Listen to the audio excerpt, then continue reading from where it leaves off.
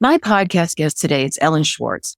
Ellen is the Senior Director of Digital Demand Generation at Knotch, and she has a keen interest in creating content that engages audiences and provides value. And she also believes that communication is at the heart of any good marketing strategy, which we know is so true, right? So we also get into some pretty big topics heading into 2023.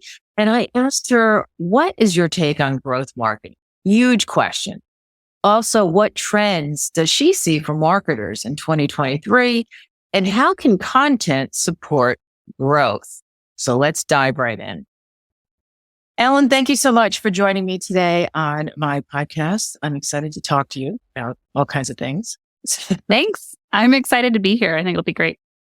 Yeah, there's a lot to cover, so we'll get right into it. But before we do, I need to ask you what I always ask everybody, like, what is something that's kind of a fun fact about whatever you've done or you're doing? And you said you were I love how you worded it. I was a kayaking tour guide exactly one time. And how do you pronounce it? Doha, Qatar. In Doha, Qatar. So exactly one time held me to something went horribly wrong. No, it's more that I was inadvertently recruited, if you will. So my brother was stationed there. He's with the National Guard. I went to visit him because I was living in London at the time. So it was a pretty easy way for me to get over and see him while he was stationed there. But I had a day to myself and I booked a kayak tour. There's the great kayak tour of the Gulf right there. I didn't realize, though, that it was about an hour outside of Doha.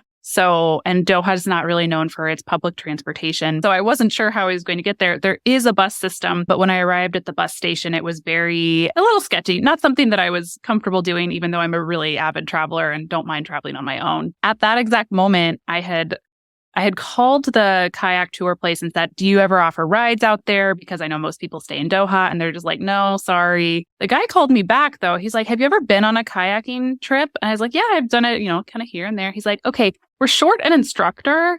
So I can give you about maybe $50 to be my second instructor, so to speak, on this kayak tour. I was like, that's perfect. I will now use that $50 to get an Uber out to where you are. Yeah. So kayak, all I could think about was standing on this kayak and like falling in the water. I mean, just it doesn't seem like a very. Well, luckily in a kayak, you're typically sitting down versus like a stand-up paddleboard. But it was, for me to say that I had any of the qualifications to truly keep people safe on a kayak tour was certainly a stretch. But I had a great time. Well, that's all. And everybody made it back to shore. No one drowned. Yeah. Yeah, when you don't lose any people, it's usually a good thing. So, yes.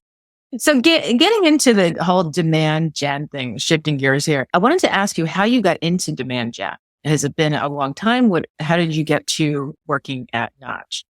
Sure. So I actually have I have a degree in anthropology and Spanish, which doesn't sound like it relates very well to marketing until you remember that marketing is all about thinking about your customer and thinking about their behaviors, which is very much related to anthropology and the study of humans and culture. So I used that when I graduated college, not to date myself, in 2008, which if anybody remembers 2008, it was not the right time to try to find a job. So very much used it to my advantage, spun whatever story I could, got a job at a nonprofit, which ultimately led me into their marketing department. So that's a much different space than B2B SaaS, but it's all ultimately very similar. You need to understand what it is that'll motivate people to do whatever it is that you want to do. So in 2015, I moved to London, and London's also not a great spot to find a job, lots of competition. And so I took the first thing that came my way, which was at a customer experience company. So they basically understood that I knew the basics of marketing well enough to be a marketer on the ground in our London office, kind of jack of all trades. From there, I wound up getting a lot more specific into demand gen. So started to really make the webinar program a lot more robust and bring in some leads that way and understand how everything fits together holistically, which then led me over here to Knotch, where I'm the senior director of demand gen. It's a much different environment there. So the company before was hundreds of employees and we got acquired, and then it was thousands of employees. We're a small team over here, so everything I do just has a much bigger impact. And it feels like I have to understand a lot more about if I, pull this lever, it's going to result in that this outcome. Oh, that's interesting. It seems like marketing is one of those fields where, like, everyone I asked that question to is in marketing, it evolved into a marketing position. I mean, is there such a thing as can you go to college now for demand gen? Or is it just marketing and then that's like a subset of it? What a good question. I've never had the inclination to go back to school and check. I do know that you could get like a marketing degree. You could have a degree in marketing. Right.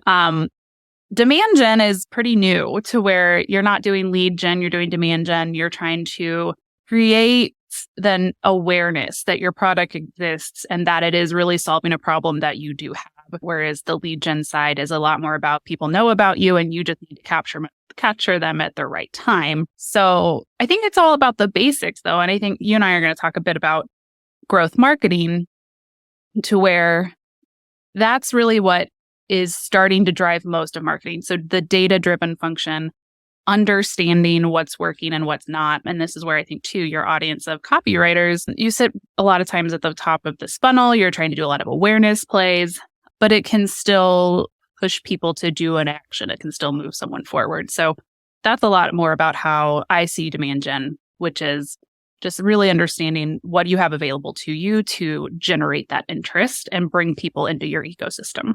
Mm-hmm. Demand gen is so much more comfortable for me to think of versus I talk to a lot of salespeople and I talk to a lot of people about cold calling and it terrifies me, not just because I'm an introvert, because because I don't like getting those sort of calls or DM, get them every day on LinkedIn, and somebody will, and pitch slapping, they call it, right? So you mentioned growth marketing, and that is sort of another, I don't know if it's a new term. I mean, it's kind of new to me because I'm on the fringes of marketing where marketing is part of what I do, but it's really the copywriting, how to get copy to convert. So there's the marketing piece. How do you define growth marketing? So I define it as, and I would agree with you that growth marketing is a relatively new term. I think we've only seen it in the last 5 years, even being listed as a job description. But if you kind of comb through those job descriptions, what you wind up finding is you're being asked to understand the data behind a marketing program much more. And it's a much more full funnel approach to marketing. So different than demand gen, different than performance marketing to where you own a specific spot in that sales cycle. Or, if you're a customer marketer, it's on the opposite side of that. The growth function really needs to understand how you can make that handoff from one piece of the funnel to the next as efficient as possible. So looking at those conversion rates and the different stages that you might move through, what I think the difference is and the really important part of growth marketing now is that it has to focus on the middle of the funnel too. So it's really easy to optimize the top of the funnel because we have source data and you have the conversion onto like a landing page or a gate, whatever that might be. And then we have a ton of data around what has pushed someone to convert. Especially in B2B, especially in somewhere that's a very high consideration product, there are lots of steps in the middle that you need to consider and you need to figure out how to optimize.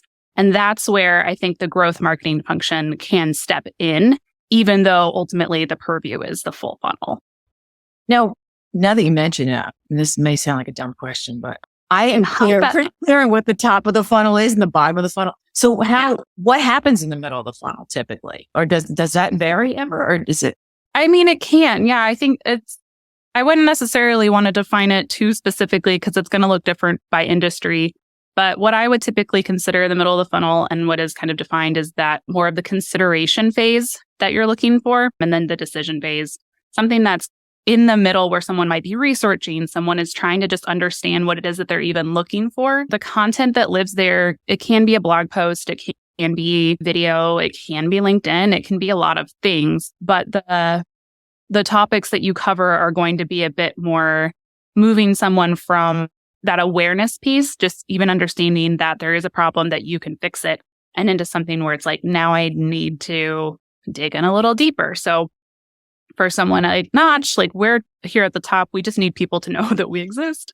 But then in the middle, it's like, once we do find that target market, once we do find the exact right people who understand what we're doing, then the job becomes, all right, let's start educating them on what we can really do and how we can help you. And even just giving all of this information out for free, because it's not that we need you to come over and convert right away. we need you to really start to embrace this idea that the whole customer journey, which is what we can measure, is what you need to start optimizing. It's kind of, it's the middle, right? It's not quite the top and it's not quite the bottom. It just hangs out. And it's tricky too, because it's not a straight line. Everybody for a long time wanted it to be like, you go from awareness to consideration, and then you're going to make a decision. And it's like, yes, that's not at all how people operate, even in your day-to-day life. Well, it does sound like it relates to the stages of awareness, like at the conversion copy revival days, if somebody is unaware, it's all marketing. Yeah. So to me, that would be maybe, so they're past pain aware. So they're looking for something, and then maybe they're solution or becoming solution aware. They're looking for a solution. Does that sound like that would be like the middle? So maybe they've heard of Knotch or they've heard of me, and then now I'm putting out content and they're like, okay, this is, what she specializes in, or this is what Knotch does. And so it's almost like the educational part of the funnel. And then they maybe will say, now I want to look into it more. And so the bottom, like solution and product aware. Yeah, exactly. I just listened in on one of our podcast episodes with the VP of marketing of Legal Zoom. And he made a good point where it's like, it's that research phase where you have to be careful not to accidentally push them over to your competitor, because it's where people are starting to just really gather lots and lots of information, not about you, but about the whole topic. So you've convinced them that whatever it is the right thing. And now they're expanding, and now they're trying to say, hey, okay, you do this. Does anybody else do this? And also, is this even the right thing for me? So it's like, what are the alternatives to this? So it's like, if you're buying diamonds, maybe it's, well, do I really want a diamond or do I want a ruby? Like, you start to learn more about the whole gemstone category, and then you can decide. And hopefully, if you're doing your job in the middle there, you can see someone who's going to buy from you, like the real reason is X. And so that's the piece that you start to lean into to drive actual conversions versus just that education piece. This reminds me of, we're in the process of selling my parents' house. They passed away a couple years ago, and their house is out here. And so we heard from the realtor that there is somebody who is considering 5 houses. And as you know, the real estate market right now is pretty awful, like nothing's selling. It's this housing market for a while, and it's a beautiful little house. It's in a good price range, but so the realtor says there's 5, this buyer is considering 5 houses. Now, what do we do? So we're at that point where it's like, okay, there's a solution to what we have this house. So and this is interesting from a marketing perspective. So the realtor said, well, I'm going to tell them that the inspection is paid for, and that there were some repairs that we made. Well, they didn't go for a house. And now she's saying, maybe we shouldn't have said that the repairs were done, because now they're thinking, what else is wrong with the house? So we could have just, we don't know. We don't know why they didn't choose that. Yeah. I like that metaphor a lot, because part of understanding this whole customer journey is seeing where that stops. To relate it back to marketing, what you would see is that people make it from stage 1 to 2 to 3, and suddenly they're dropping off at 4. And so seeing that drop off is just as important as seeing the success, because now something is really turning them off at that stage, or at that piece of content with that messaging, whatever it might be. You can start to dig in from there. But that gap, that hole in your funnel, so to speak, is just as important to find. Yeah. And that's why analytics are so important. Like looking on a landing page and using something like Hotjar, the software that determines, where people are dropping off. If they're landing on a particular part of the page and then they're bouncing, what is it that's happening? Is the form not working? Is there some, what you have to look at it? And it's super important, because it's just as important as why something works. A term I've been hearing a lot is like growth at all costs. Now, when I hear anything at all costs, to me, it can't be good, because at all costs means you're going to do anything, whether it's good, bad, or whatever. What does that mean? And is it something that is relevant to growth marketing? Yeah, it's incredibly relevant to growth marketing. I like that you had a red flag go up, because I think that's what people were missing when we were in this growth at all cost stage. So the idea of growth at all costs is that your company would do pretty much anything to show that you're gaining customers or subscribers or users, whatever that might be, even if it's sinking you, to show that you can drive it, even though it might not be the most efficient way. That's something that it applies a lot to a startup, or to something that's like really small and really very much in that growth stage. You're trying to prove something. It's a lot of times it might be that it's like a proof of concept. or maybe you want to go to IPO or you want to get acquired, whatever it might be. You need to show that it's working. Unfortunately, it does mean that you're oftentimes not necessarily making money off of it. You're just doing it. You're hemorrhaging money in order to make it work. And we can't do that right now. We're facing down, I don't want to say a recession. I'm not an economist. But even just like the whiff of a recession has got people crunching budget, like shrinking budgets and holding off on making decisions and trying to understand what's going on around them. So you just don't get that same amount of money being thrown at things. And especially not if you can't prove that it's going to have a positive ROI. So that's where it's shifting a lot from growth at all costs to really efficient growth. You need to be able to look at that dollar and say, if I put it here, I'll get this. And if I put it there, I'll get that. And it could be different. So a lot of, I think, copywriters, what you'll need to see is that they're moving from, this early stage, the awareness, they're going to maybe they'll subscribe. So they've landed on your blog and now they're like, yes, this is more. I do want to subscribe and I want to see that your email is coming to me every month. So just kind of tracking that down, you need to know that it's as efficient as possible. It's hard to understand what's the most efficient at any given point in time, but someone in finance, someone in revenue isn't going to be super thrilled if what you say is, I don't really know what's going to happen if you give me that money. Think about it, they're not, if you were to tell a revenue person, it's like, hey, we've got 5 clients for you. What do you think? And there's like, I don't know. I don't know that they'll be working in sales much longer. They have ways that they've broken out the sales cycle for them, right? To understand, is this the deal that you should pursue? Is that the client that you want to try to bring in? So where you're not going to waste your time. Yeah, that makes total sense. Yeah. And as far as growth marketing, you mentioned startups, because I did work a while ago with a startup and it was growth at all costs sort of attitude. They were just throwing everything against the wall. And so I know that feeling. And they did end up, no, they haven't sold. I've worked with a couple startups and I can't remember which one I'm even thinking of, but I've heard it before. And so is it usually startups that are really involved or concerned with growth marketing, or are there other companies, or just in general, they did something everyone's? I would love to see an anthropology thesis on the evolution of growth marketing. That would be incredible. B2B marketers and what they've done next. But I think it's easiest to see when you're at a startup, because you have going from 0 to 1 is 100% growth. Whereas if you're at a much bigger, more established business, you've got tons of products. It's like you need to be moving this needle incrementally. So while I think it's easier to visualize at a startup, it's equally as important for everybody. Again, that's just the deciding factor of being growth marketing, is that you're really trusting the data and you're looking at the data. Let me take that a little further. Say you're looking at the data to the next step. So if you are in SEO, you're hoping that your landing page is converting at X rate, and then that those conversions are the right people. So you don't have to take it. I'm not trying to tell you that your SEO is going to drive an opportunity, but people come from somewhere. And so the more you can start to tie further and further down these steps, the better it'll be. And that's what a growth marketer, I think, is starting to be at the helm of, is to say, they're not truly owning SEO. You don't need to be an SEO expert. You need to work with the SEO person, though, to make sure that you're using the right keywords. Can you reallocate some budget to a low performing keyword, to a better one, to something else, and not worry that it's going to cut your leads, because what you want to do is better quality to have that convert down the funnel.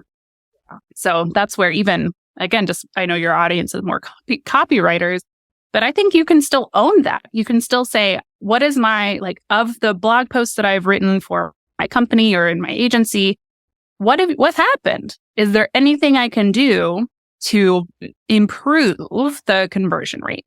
Yeah. It's always about the conversion. And the whole thing with what I do is that, I ask all my clients to track the analytics so that I can say, this is what I did for XYZ client. A lot of it is demand gen, or if I'm doing a website, website copy, it takes 6 months to a year before you actually see the results of that copy. Email is different, ads are different. Those are quick turnaround. Hey, the open rate is this, and now that's why I try to start people with emails usually, because it's just a quick way to see how the copy is working.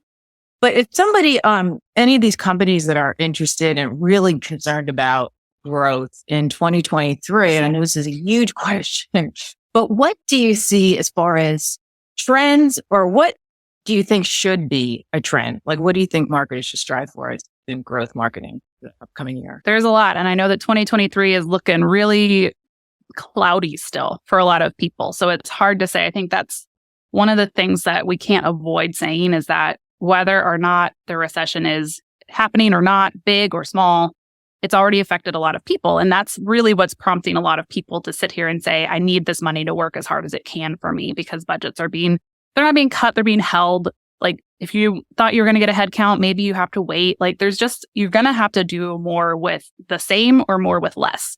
So again, not an economist, but it's here, like just looking around the internet, you can see that that's already affecting us. And so I think that is going to lead to just this death of the cheap acquisition. It means that you can't sit there and say, I'm going to throw money at it and bring in, and this could be kind of a couple of different ways. Like it could be that you're trying to lower this cost per lead down to the basement, right? But it could be that that's just bringing in bad leads because they are cheap leads. So assessing whether or not that's the right way to go about bringing in new business. From a more holistic standpoint, it's the same idea, but just with your customer acquisition cost. So if you track how much it takes to get a brand new client, brand new account, are you in the right sweet spot for your organization? Because again, it's always, not always, but I think a lot of times people think the cheaper, the better. But it might be that, and this is a very long range stat, but in a couple of years, the cheaper ones don't renew. But if you've increased that by just a little bit, they're more loyal and they're going to renew. And that is X factors more and more valuable. So that's the one thing I think is just being more efficient with what it is that you've got, because really every marketing dollar is going to be under scrutiny. So being able to show that it's working is really important. Oh, yeah. And I think this coming year, especially because like you said, it is cloudy. We don't know. I mean, I just heard on the radio this morning that even though inflation is up, people spent more this year for Christmas than ever. Like, how does that make any sense? I was listening to this radio show. One of them said, one of the people said it could be because people were hoarding money or saving it from the pandemic, like they weren't spending it. Oh, sure. Toilet paper, apparently. They've printed it on the toilet paper. It's just right. I think, yeah. And that's again, it's kind of like, it's all speculation until you really see it shake out. It's that same idea that you have to understand. And maybe it's that, turns out everybody just got the best bang for their buck this year. So they threw all the money at. Maybe we're all maybe it's the opposite, right? Maybe it's like, there's a recession coming, but I have money now. Let's just spend it. Woohoo. So one of the people on the radio would say, well, I don't think that's helping inflation. If people are spending money, it's like, well, why are we going to lower prices? They're spending it at this price. So, because like groceries doubled. I mean, our Instacart bill is insane. And in fact, my husband's like, because I looked at everything you're buying and it's not, I'm talking like yogurt, fruit, vegetables. Sure. Where you don't buy any kind of snacks at all. So yeah, it's crazy.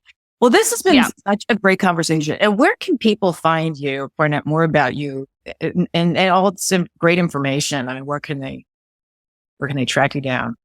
You bet. We're at knotch.com. That's Knotch with a K. So KNOTCH.com. A lot of what I talked about today, we've got in blog form, but we've also got videos. We have our own podcast, which is the Pros and Content Podcast. That's what I host. And it's been really great getting to know other demand gen and content marketers too, and talking a lot about all of this and how to do it as much as just the theory of it. Yeah, that's great. I have to check out your podcast. I haven't checked it out yet.